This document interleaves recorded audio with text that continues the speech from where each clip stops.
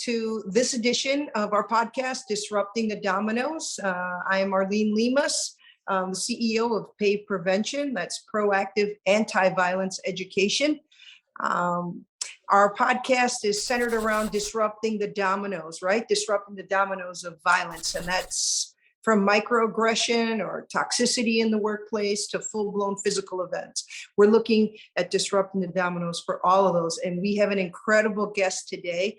I'm very fortunate to now call him a friend. And it's been a great experience getting to that point. And I think our viewers and our listeners are going to be super excited about this episode. I know I'm excited about it coming. I've been excited about it, coming to fruition. So without further ado, I'd like to introduce our next guest.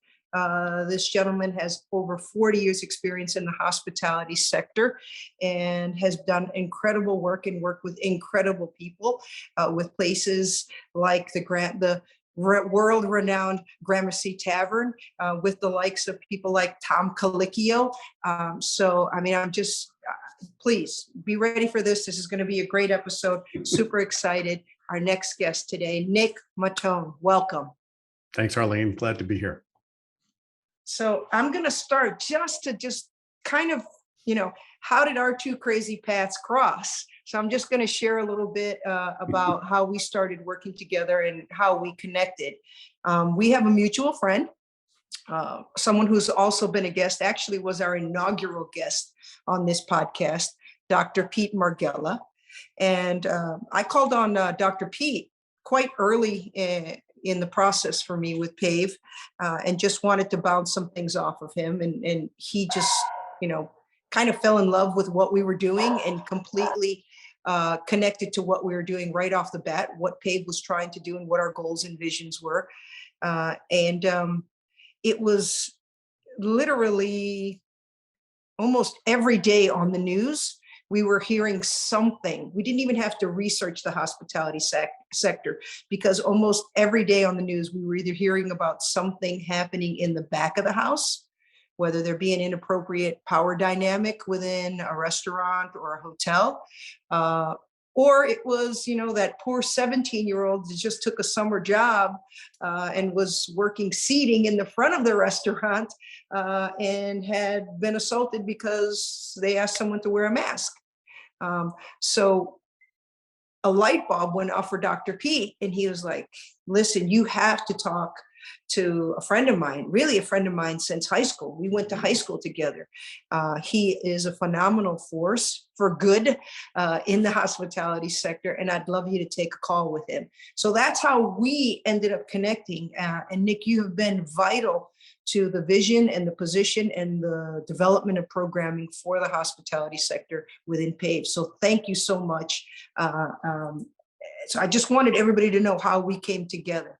So if you'd like to share a little bit about what you're doing now and maybe your version of how we came together to work on PAVE. Thanks for having me, Arlene. Really great to be here. And I will only add to corroborate that story that Dr. Pete Margella and I were in homeroom together on the first day of high school, freshman year in high school, and have remained friends and cohorts ever since. And I will not share any stories publicly about his disco days, just saying. But Pete called me up one day, catching up, filled me in on PAVE and said, look, we need some help. And Arlene was talking about wanting to get involved in getting people involved from the hospitality industry. And I couldn't think of anyone else. Are you interested? And I said, I'll stop everything. I'm interested. This is something near and dear to my heart. And that led to our meeting and subsequent conversations and working on the upcoming PAVE Summit, and hopefully, a long relationship for many years to come. Well, actually, let me rephrase it. Hopefully not many years to come. So hopefully we stamp out workplace violence and PAVE doesn't need to exist. But I do think we have a lot of work ahead. So without being flip, I think we have a long road to go, but I think we've got a great opportunity to make something happen here. Yeah, I agree with you there, and yeah, we're just very grateful to have you a part of our team, Nick. So share with me a little bit about what your approach has been to hospitality. You're quite of a guru in the sector, and you're known for your unconventional approaches, I'd say, to creating a healthier culture and a more productive workplace. So share a little bit about how you've approached those things. I'm going to answer that, but I'm going to give you a story first, if I may. And Arlene, I've never told you this, but it is part of the speech that I'll be giving at the summit, or maybe I've shared briefly what it was about. In my very, very first business in 1985, 86 or so, we had opened, my brothers and I opened a business called American Pie in 1984 in Columbus Avenue in Manhattan. We opened up a second location a couple of years later, and my older brother, Neil, who is as genuine a good human being as you can possibly imagine, had the idea to say, let's hire some people who really need a job, like people who had just gotten out of juvie or who had been in jail or incarcerated in some form or another, who had challenges and needed work. So we wound up hiring two young gentlemen.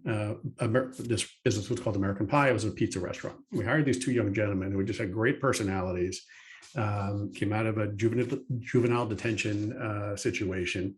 And, I don't know how old they were, probably 17, 18 at the time, just really, really good guys who had been led astray. And we were teaching them how to make pizza. And, this was in the pre-computer days. This was, virtual stone knives and bear skins compared to how we operate a restaurant today. But we felt we were teaching them a craft and giving them an opportunity. And it was going so well, and I'll call them Charles and Swain. Swain was one of the nicknames, that we decided to hire a third person from this same organization. And that third person was a young woman who had also been in a different juvenile detention situation. And these three got along really well. And we put the young woman, as a prep person and was teaching her how to use, how to, slice meats and chop vegetables and make tomato sauce and all the little odds and ends, the intricacies of the day-to-day operations of a pizza restaurant. And the other two guys who had been a little bit more advanced were now making pizza for us. The long-term goal for my brothers and I was that we could have a couple of people in each restaurant, along with people who were not in juvenile detention situations. We can mix people together and make that happen. Well, the three young people got along fairly well. Things were going great. They used to tease each other. We'd watch, the end of the night, we'd watch baseball games together or basketball games or whatever time of the year it was. And one day it just got out of hand. The teasing went too far, and the young woman picked up a knife and threw it at Swain, and it stuck him in the shoulder. And that was an eye opener for us, because at the time I'll call it 25, 26 years old, but a real newbie in the industry, really didn't know what we were doing. We just knew that we cared, and we knew how to run a pizza restaurant. And our goals were lofty and ambitious and still are. But it was an eye opener for me, where it just clicked at that moment for me. And I'll speak for my brothers as well. We all felt, okay, first and foremost, the young gentleman was okay. We took him to the hospital. He was fine. Everything went on. And we stopped working with that program because we realized we had to get better at what we were doing. And it started me on the lifelong journey of wanting to ensure that the workplace was safe.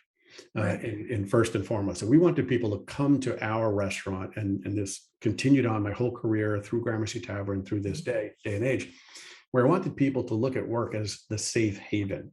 So if you're having a tough day at home, or you're having difficulty paying the bills, or whatever the case may be, when you come to the office, we wanted you to be enveloped in warmth and hospitality and friendship.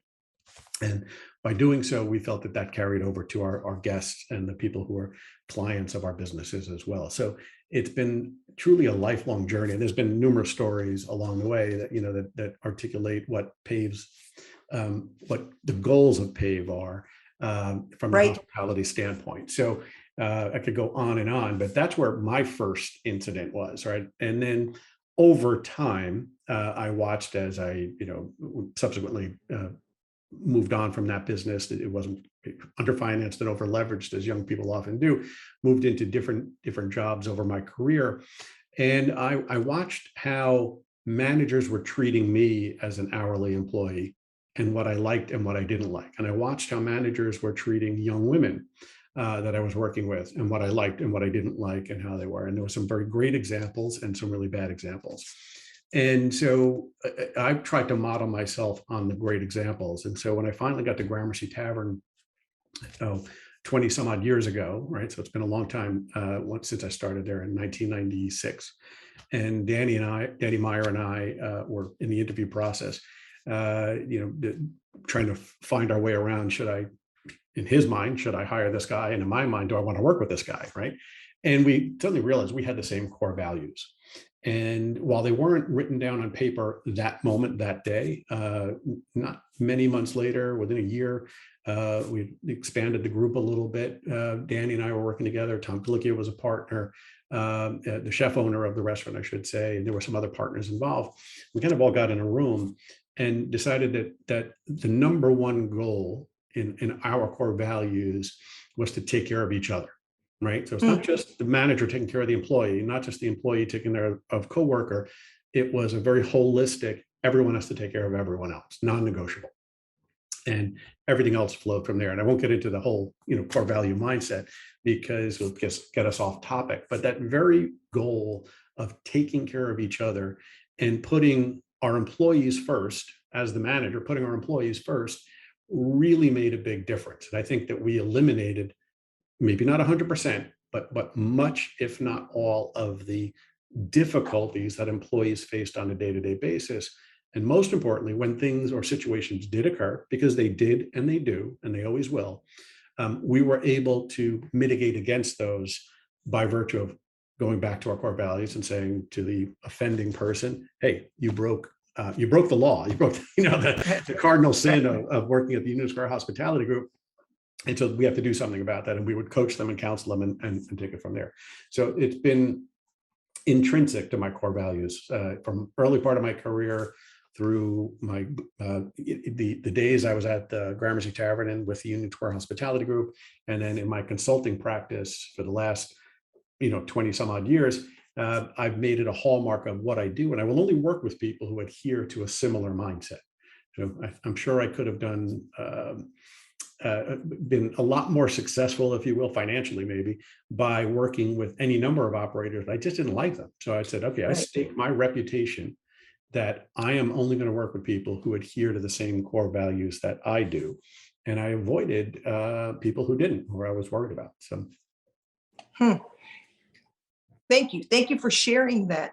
I'm just going to chime in a little bit on your American Pie story. And, I'm not going to presume I know everything that was going on there, but you probably were dealing with 3 individuals that had a lot of trauma and that hadn't, been given the skill set, or you attempted an atmosphere for them to heal from that by empowering them with a job and the skill of making pizzas.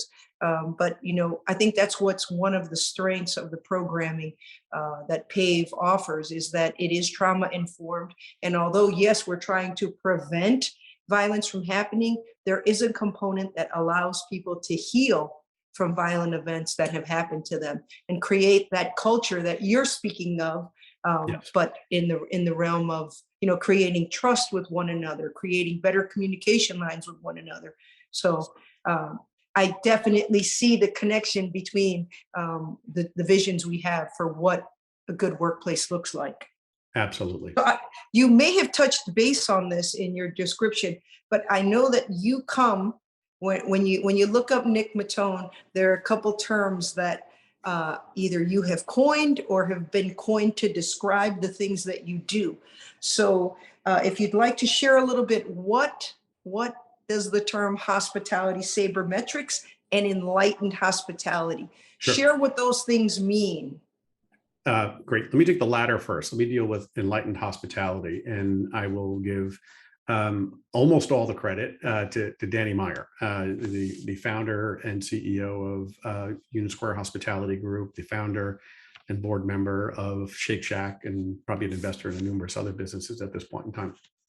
Danny Meyer is one of the singular most iconic people in our industry, right? He is one of the few people, I would say, in the world that has actually changed our industry, the hospitality industry, and one of the few people that actually changed an industry in general by virtue of his goal of putting our staff first, number one, and the mindset of overarching hospitality. It's not just about food, not just about wine, not just about, how beautiful the restaurant is. It's about enveloping the guest with the global sense of being taken care of.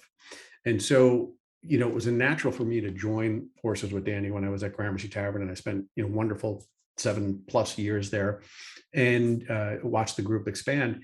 And it was during that time when we wanted to encapsulate our core values that we say Danny, in partnership with us, the other junior members of the family, if you will, coined the term Enlightened Hospitality. The idea of being our sense of worth is all about the hospitality we provide to each other, the hospitality we provide to the guests. Enlightened in the sense that everyone bantered around, oh, our hospitality is great. And what they're really talking about is I can put the plate down the right way. I can open up a bottle of wine. I can serve it technically correct. My food is fantastic and so on.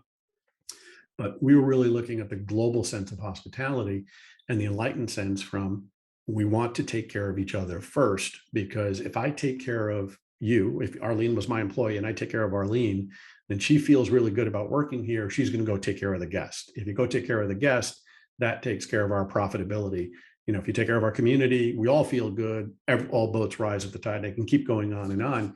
But there's this domino effect in the positive sense of take care of each other in enlightened hospitality, take care of each other, take care of our guests, take care of our community, take care of our vendor partners, and then take care of our bottom line. But if you take care of the first four, profitability and our bottom line will automatically take care of itself. And when it doesn't, then you circle back and look at any one of the other four stakeholders in enlightened hospitality. So it is the term for the core values of the Union Square Hospitality Group, started by Danny Meyer, a lifetime. In 1984, I think he started Union Square Cafe. So the second term, hospitality sabermetrics, is something that I've coined during my consulting practice. And it's a unique term. If you're familiar with baseball, and there was a great book many years ago called Moneyball. They turned it into a movie where Brad Pitt was the star, and it was centered around the general manager of the Oakland Athletics, who created this mindset of taking data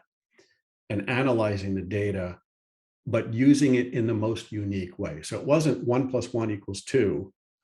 It does, of course, but it was taking that 1 + 1 = 2. But how do you make that even more than 2, right? How do you take the data that this person can can throw a baseball 100 miles an hour, and the catcher can catch the ball that's thrown 100 miles an hour.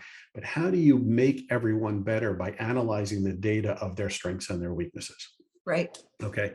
And then you can put people in different positions to succeed. And in the baseball mindset, the general manager of the Athletics at the time took a almost out of baseball catcher and said, you'd be better as a first baseman, because they analyzed his strengths, his weaknesses.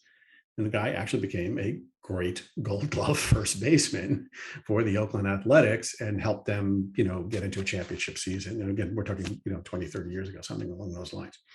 So when I got into consulting, we very often did what you would do. You would start out by doing a financial analysis. And so you'd say, okay, how many apples are you selling, and how many pizzas are you selling, and how many martinis are you selling, and how does this flow down to profitability?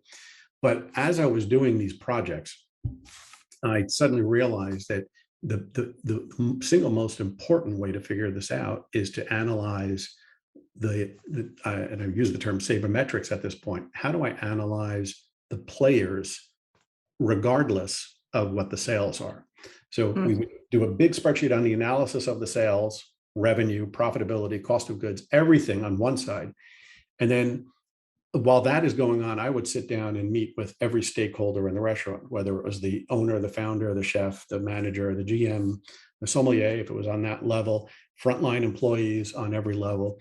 And maybe couldn't get everybody in the restaurant, but I tried to get as many stakeholders as possible, and then would analyze what they like, what they dislike, how it was going for them, what would make their life easier, what makes their life harder, how do they feel about their coworkers, how do they feel about their management, or just innumerable questions to try to glean how the emotional sabermetrics ties up with the actual financial analysis, and we tie it together. So over the years, I think we've gotten pretty good at that. And I coined the term hospitality sabermetrics because I like that data analysis, but there is a component to it that has nothing to do with the data, it has to do with the people who are working to create that data, if that makes sense. Right. No, that's awesome. And I think that's what also is what, when we started explaining what our goals were for PAVE and how we wanted to approach this, I think what caught your eye is our ideas of assessments, Yeah. and being able to score things and give real data on what we're doing, and the creation of an employee experience survey that will give some indicators on what the culture is in that workplace around violence and around toxicity. So I think that's one of the things that also caught your eye when we first started having discussion. Absolutely. Absolutely. And I'll share your enlightened hospitality. When I held on to a quote that I heard Zig Ziglar give in a presentation. Mhm. Wow, in the 90s, and he said, you know, as a owner or someone in leadership, you can help. You can get everything you want if you help enough people get what they want. They want. That's correct. And that kind of stuck with me as I ran my martial arts school of 30 years, and you know, they became my family, much like your goal for your Yeah. restaurants. I'd like to use two words that I like, one specifically, toxicity. And if I could tee off on that a moment and give you a short story of how sabermetrics, hospitality sabermetrics, tied in with toxicity. And that when I got to the Rainbow Room in 2015, I was consultant, and the owners of the Rainbow Room, which also is Tishman Speyer Real Estate, which also owns Rockefeller Center and you know, the global real estate company, big.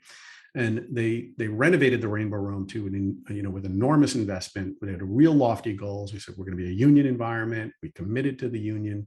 We're committed to fair pay. They tried to do everything right, but when push came to shove, they realized we're not restaurant operators, and they didn't quite get how to get everything they wanted and obviously make it profitable and get a return on their investment, in the broad sense. But they weren't happy with it. They weren't proud of it. And when I got there, we did the financial analysis on one side, and we did I'll call it the hospitality sabermetrics on the other side, and analyzed who the players were, who was doing what, was everyone in the right position, who should be moved around. And we found flat out that it was a toxic environment on site. And what Tishman was really bummed because, and I'll go to my grave saying, Tishman Speyer, what a great place to work. I spent 5 years, almost 5 years, I guess, and really, really loved it. I felt wonderful, from the Tishman side. People were just amazing. They were caring for each other. They tried to take care of each other. They were mentoring people. It was really fantastic. And then this little Rainbow Room, which should be this unbelievable crown jewel, it was a completely toxic environment. And I won't name names or situations that occurred, but we eventually, I wouldn't even say eventually, rather quickly came up with that, change the leadership. And, it went from, really substandard sales for what it was and not profitable. And frankly, within a year, we flipped it into, wasn't quite hitting the goals we wanted, forever, but it was a complete flip into much higher sales and already profitable. And then most importantly, the staff, the management team, specifically the sales team for our catered events, were just happy to be there. They just loved it. And the environment became really great. And then that translated down to many of the frontline hourly employees and the guys in the kitchen. And I could talk all day on that one topic, but it was that toxic environment. Yep. Where people didn't feel safe to say, gosh, you're treating me really poorly. I don't like this, because they didn't feel comfortable going to their supervisor on any level to say that. And they didn't really feel comfortable leaving that supervisor and going to Tishman at that point in time. And then we opened up all the channels. Right. And so it just goes to show that when the employees have a great work environment and you take that toxicity out of it, you can flip, you can disrupt the dominoes, to use your term. Right. You can flip the switch, and then you're suddenly in a great environment. And in our case, our goal was to get it into a great environment and be profitable, and we achieved that goal. Yeah. I think, you know, you get it, Nick. You get it that it's not just, okay, let's just check the box with this, you know, violence prevention training, and let's just have them watch this module on sexual harassment. Mhm. I mean, you get it that it's got to be more personal than that. It's got Absolutely. to be about the individual employee from top down, down up, you know, so it's really nice and refreshing because we speak with so many people that don't get that. They're, well, That's you right. know, we give them this training, and this training costs us this huge amount of money. You're Yep. not monitoring it. You're not coming back, circling back, and finding out if it's had any value, if it's shown any value. So it's very cool that you see it, and this is one of the connections that I feel very strongly about with Yep. us, that you get it and you see that. I think the So check the you, box mentality is yeah, something we have to eliminate. yeah, You can't be checking the box on this. You have to be putting your heart and soul into it. There's other things you can check the box on when you manage your inventory, when you manage your, you know, your mm, P&L statement, things like that. You check, I did this, I did this, I did this. But when it comes to the human factor, you've got to go way beyond checking the box. wow, that's great. That is a great way to put it. Thank you, Nick. Thanks. So you talked a little bit about turning the Rainbow Room around, and you're known for that, righting the ship. I think that's how Yep. you're described, as the person who rights the ship. I call you a fixer. Thank you. I'll take Uh, it. but you know, where do you see that? How do you see PAVE being involved, and our vision and your vision for changing the culture of the hospitality sector? How do you see that intersection between us? It's an awesome question. Not even a good question. It's an awesome question, and it's a multifaceted answer. But I'll start with this way. I think one of the things PAVE can help right now is to break the cycle of what was happening before, so that we can get to where we need to be. Mm, And breaking the cycle, I'll use that term probably a couple of times. Once again, I won't reveal the chef, but there's an article, a chef or owner. There's an article in the last year about a chef who, you know, garnering great press. He was a media darling, probably up for James Beard Award, et cetera, et cetera, et cetera. Right. So everything about it, getting raves about the food, getting raves about the restaurant. But the environment was so toxic that staff were walking out. yeah. And this was pre-pandemic, just by the way. So this was not post-pandemic where people are like, God, I'm done with this. It was pre-pandemic. They were making money in this environment, and they finally just walked out of the restaurant. I think he had two or three. And what came out from this person was, I would call a half-witted and half-hearted apology. Well, when I was coming up, I was treated that way, and so I guess I've taken it too far. And I call BS on that. And I call it breaking the cycle. And this is where I think PAVE can help, is that person, like me, right? I said, I went through that where the chefs were throwing pots and pans. I went through that era where managers just screamed at you for making a mistake, or owners wanted to dock your pay for breaking a bottle of wine, or whatever the case may be.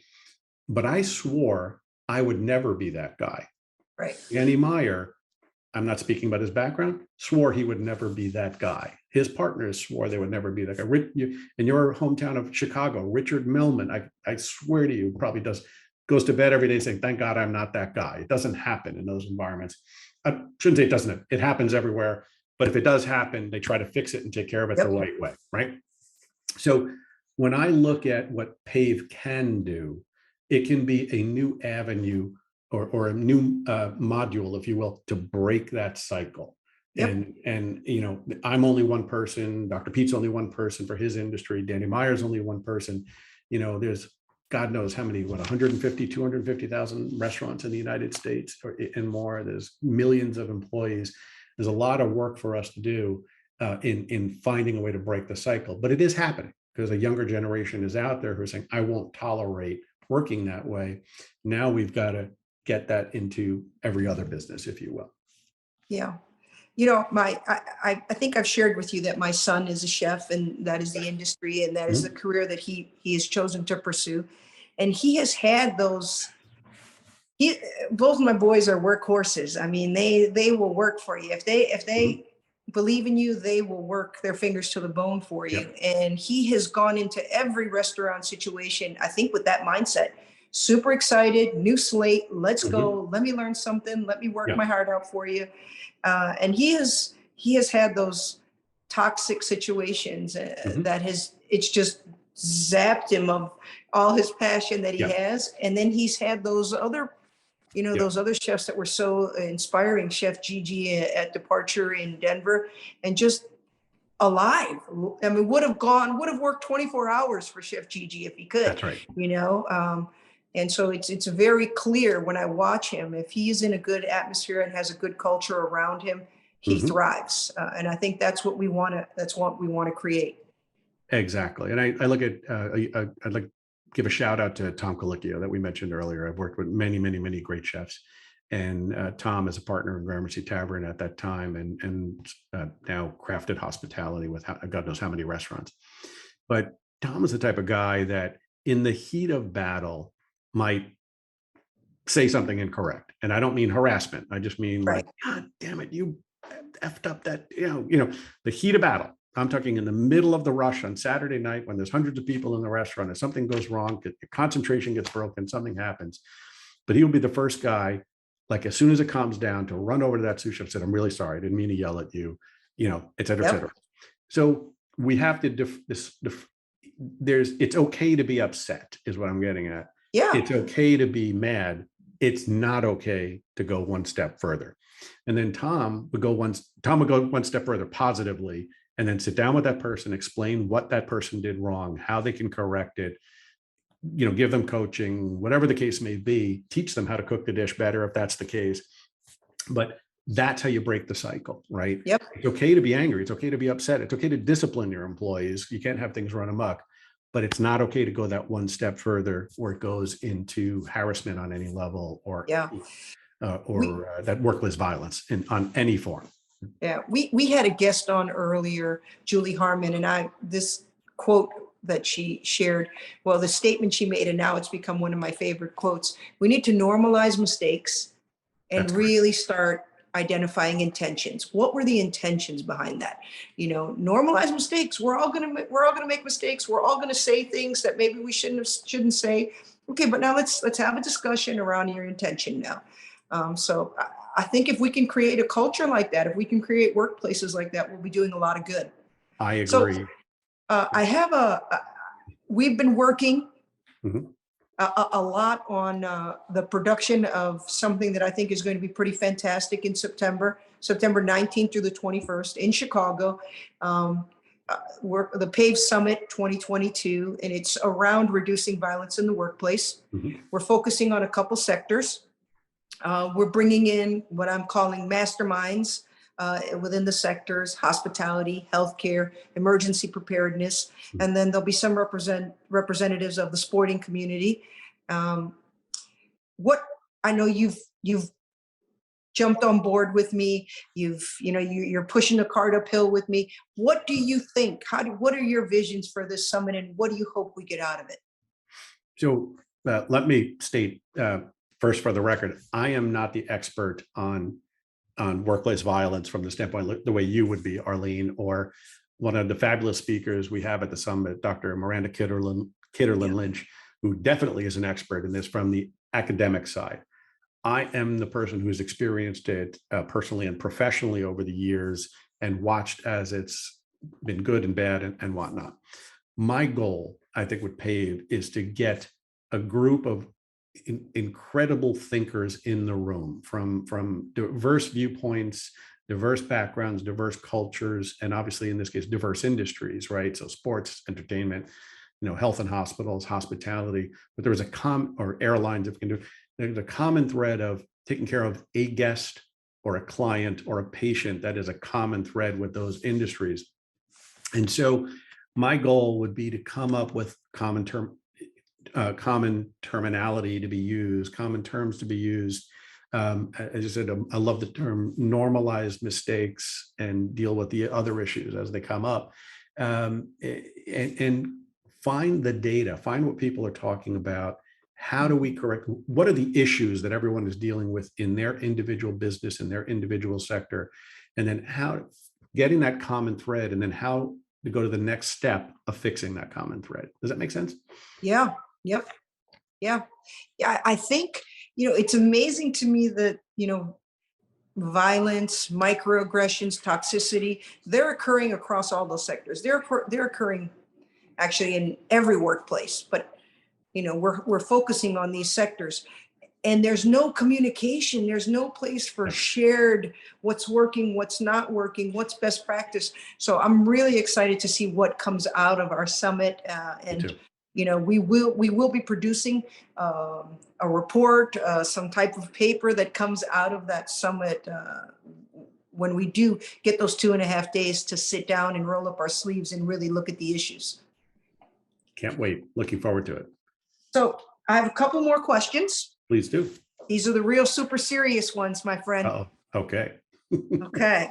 So if you had the opportunity to sit in front of anyone in your industry that you think would move this movement forward, that would move our goals, get us closer to our goals, who would that person be? If we could sit in front of one person and say, hey, please listen to us, who would that person be?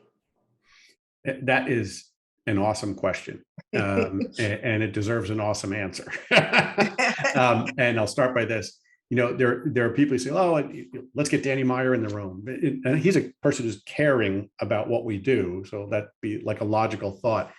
And I won't give you, I would love to see people who have like a Howard Schultz. And again, he's a caring individual, but represents thousands, if not hundreds of thousands of employees throughout the whole Starwood world, Starbucks world.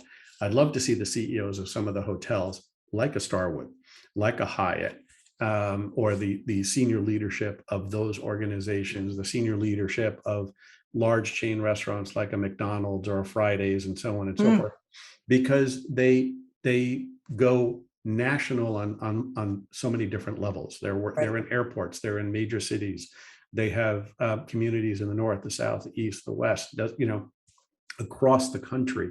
So they cover everything. I'd love to get them in the room because I think that they can have the most dramatic effect on stamping out workplace violence by virtue of they've got the bully pulpit, they've got the bullhorn, they get the press whenever they need it or want it at their fingertips. So if we can get those people in the room to be listening to us and to working with us, whether they truly understand the problem or not, it'd be great to have them in the room talking about it and get them out there vocalizing that using their bully pulpit. Great. Okay. That's great. Okay. Now we're really nitty gritty questions. Please do. Pie cut or square cut on your pizza? It depends on the pizza. So square pizza, square cut. Round pizza, pie cut, in my opinion. But I am a fan of all pizza. So if I go in predominantly Midwest, they take that round pie and cut it into squares. I'm okay with that as long as it tastes good. So okay. All right. And what's the best, New York or Chicago style pizza? Neither. They're both awesome. I happen to be a New Yorker and started my first business as a pizza restaurant and love it. And I was in Chicago recently where we had a coffee one morning. And I think I told you I was at Lou Malnati's the night before. So, and I think that is one of, if not the best pizza in Chicago. So to me, I can crave both and I love both. So all right. Good answers. Good answers. Nick, thank you so much for taking your time today. I'm so excited that I get to move these efforts forward with people like you. This has been the incredible added bonus of making connections and creating friendships with the likes of you folks. So it's been awesome. It's really been an honor for me to welcome you as a friend. So thank you very much. Appreciate that. All right. So you have been listening and watching to our episode of Disrupting the Dominoes, disrupting the dominoes of violence. We hope to do that. And thanks again, Nick, for joining me. Everybody, please subscribe and look for continued information about our summit. Thank you. Thank you.